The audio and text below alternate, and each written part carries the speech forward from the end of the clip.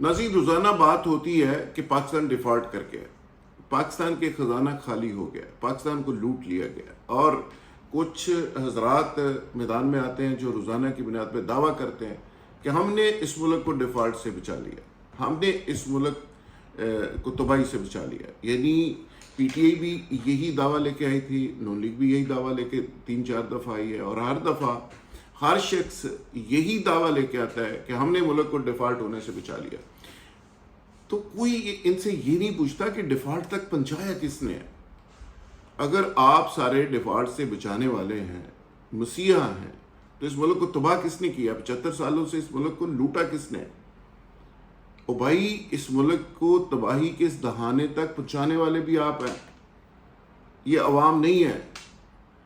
یہ پڑھا لکھا جو طبقہ ہے، جو ایلیٹ کلاس ہے، جو اپر کلاس ہے، اسی نے اس کا بیڑا غرق کیا ہے۔ یہ عام بیچارے مزدور، یہ دیہاتی، یہ کسان، یہ عام ان پڑھ لوگ، ان بیچاروں نے تو کبھی زندگی میں چھوٹی موٹی اپنی کیپیسٹی میں 2 نمبری کے علاوہ یہ ملکی خزانے کو بیچارے کیا کہہ سکتے ہیں؟ یہ تو آپ کو مبارک کہ اس ملکی خزانے کو لوٹنا آپ اپنا حق سمجھتے ہیں، اس کو مال غنیمت کی طرح آپ نے لوٹا، انہوں نے نہیں لوٹا۔ آج میں ایک نئی بات کرنے والا ہوں۔ وہ نئی بات یہ ہے کہ اس ملک کا ڈیفالٹ تو اپنی جگہ، جو اس ملک کا غریب آدمی ہے، لوئر مڈل کلاس جس کو آپ کہہ سکتے ہیں، وہ ڈیفالٹ کر گیا ہے۔ یعنی مڈل کلاس کسی سوسائٹی کا، میں ہمیشہ کہتا ہوں، ایک پلر ہوا کرتی ہے۔ جب پلر کسی سوسائٹی کا ٹوٹ جاتا ہے، گر جاتا ہے، تو سوسائٹی دھڑام کر کے زمین پر گر پڑتی ہے۔ تو اس کی بھی نیچے ایک لیئر ہوتی ہے جو لوئر مڈل کلاس ہوتی ہے، جو فیڈ کرتی ہے مڈل کلاس کو، اور مڈل کلاس سوسائٹی کو چلا رہی ہوتی ہے۔ اس کی حالت یہ ہو گئی ہے، پریکٹیکلی میں آپ کے سامنے اس کی حالت بتا دیتا ہوں، فیصلہ آپ خود کر دیجئے کہ عام آدمی کھڑا کہاں پہ بیچارہ؟ کیا ملک ڈیفالٹ کر گیا یا عام آدمی بیچارہ ڈیفالٹ کر گیا؟ اور جب عام آدمی ڈیفالٹ کرتا ہے تو پھر ملک کے ڈیفالٹ سے کوئی نہیں بچا سکتا۔ آپ جتنے مرضی چمتکار کر لیں، جتنے مرضی رنگ بازیاں کر لیں، جتنی مرضی سپیڈیں پکڑ لیں، جتنے مرضی چکر دے دیں، اس ملک کا سفید پوش اگر قائم ہوگا، عام آدمی کی حالت بہتر ہوگی، پر ہر پرسن کی آمدن بہتر ہوگی، تو پھر چاہ کے یہ ملک کھڑا ہوگا، پھر چاہ کے اس ملک کی معیشت کھڑی ہوگی، پھر اس ملک کا سمجھ لیں کہ یہ ڈیفالٹ سے باہر نکلے گا۔ جب عام آدمی کی حالت نہیں بدلے گی، حالات نہیں بدلیں گے، تو پھر ملک بہتر کبھی نہیں ہو سکتا۔ جو سفید پوش لوگوں کی حالت ہے، میں صرف پریکٹیکلی ادارے کیا کر رہے ہیں، مہنگائی کیا کر رہی ہے، تھوڑا سا اس کی ایک جھلک آپ کے سامنے رکھتا ہوں۔ اسکول والوں کی جو فیسیں تھی بچوں کے لیے، 80% انہوں نے فیسیں بڑھا دی، 80%۔ بعض نے 100% بڑھا دی ہیں۔ جو کاپیاں کتابیں 1000 روپے میں آتی تھیں بچوں کے لیے، آج 4 سے 5,000 میں آ رہی ہیں۔ میں لوور مڈل کلاس کی بات کر رہا ہوں، مڈل کلاس کی تو آپ بات ہی نہ کریں، وہ بیچارے سفید پوش تو تباہ برباد ہو گئے۔ میں نچلے طبقے کی ذرا بات کر رہا ہوں، جو بیچارے خودکشیوں پہ مجبور ہو گئے ہیں۔ جو مڈل کلاس ہے وہ تو بیچارے پھر بھی بھرم میں کسی نہ کسی طرح جو انہوں نے کچھ جوڑا تھا اس کو بیچارے اپنی راس کھا کھا کے گزارا کر رہے ہیں۔ جو لوئر مڈل کلاس ہے، جو خودکشیوں پہ مجبور ہو گئے، جو گیس کا بل تھا 1000-2000 روپے میکسیمم، وہ آج 10,000 سے 15,000، 12,000، 10,000 ایوریج ہو گیا۔ اسی طرح جو بجلی کا بل تھا 2-3 ہزار، وہ 10-12,000 پہ چلا گیا۔ آٹا جو 800-700 روپے کا آ جاتا تھا، آج وہ بدقسمتی سے 3,000 کراس کر گیا۔ گھی 150 روپے میں مل جاتا تھا، آج وہی گھی جو ہے 600-700 روپے میں مل رہا ہے۔ روٹی جو 6 روپے میں ملتی تھی، 3 روپے میں ملتی تھی، 2 روپے میں ملتی تھی، آج وہ 20 سے 30 روپے میں چلی گئی۔ نان 10-5 کی بجائے 30-40 پہ چلا گیا، اور 40 روپے چنے کی جو عام پلیٹ ملتی تھی کھانے کے لیے وہ آج 100 سے 150 روپے کی ہو گئی ہے۔ 2200 روپے موٹر سائیکل کا جو ٹائر ہوتا تھا اس کے ریٹس 4400 سے لے کے 7400 روپے تک ہو گئے۔ اسی طرح جو 150 روپے میں پیٹرول مل جاتا تھا آج 300 روپے، 290 سے 300 روپے تک پہنچ گیا۔ رکشے کا چنچی کا کرایہ 20-30 روپے میں جو روٹین میں ایک ڈومیسٹک لیول پہ ہوتا تھا آج 50 روپے پہ چلا گیا۔ جوتے جو 200-300 روپے میں مل جاتے تھے آج وہ 700 سے لے کے 1000-2000 روپے تک چلے گئے۔ شلوار قمیض کا جو خرچ ہوتا تھا وہ 1500-2000 روپے آپ 3 سے 5000 روپے میں چلا گیا۔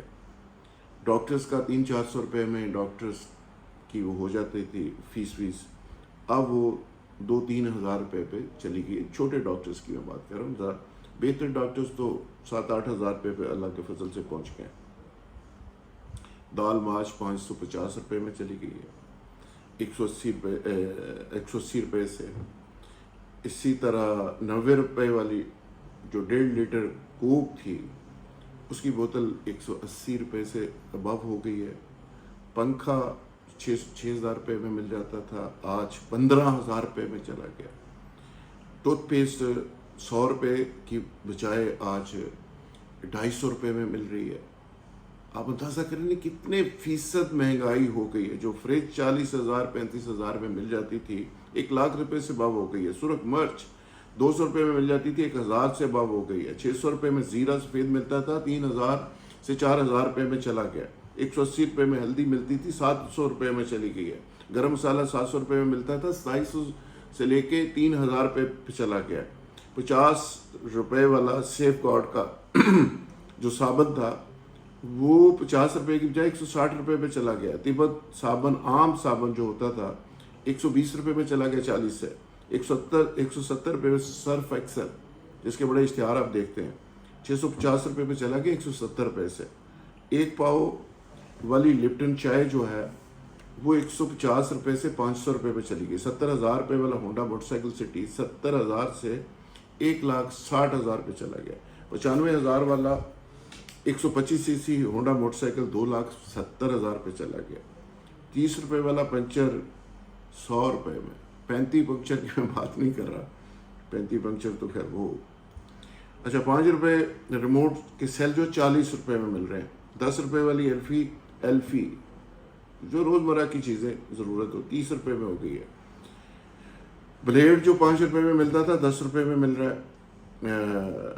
20 روپے کا پیمپر جو روزانہ کی تعداد میں لوگ ہر جگہ پہ بڑی تعداد میں استعمال کرتے ہیں 40 روپے میں چلا گیا، وہ 50-60 روپے میں چلا گیا۔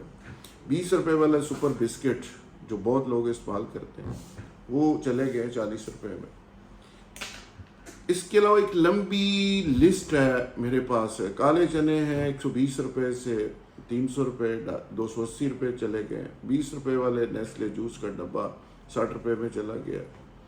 اسی طرح 70 روپے والے سوئیاں جو تھیں وہ 300 روپے میں چلی گئی ہیں۔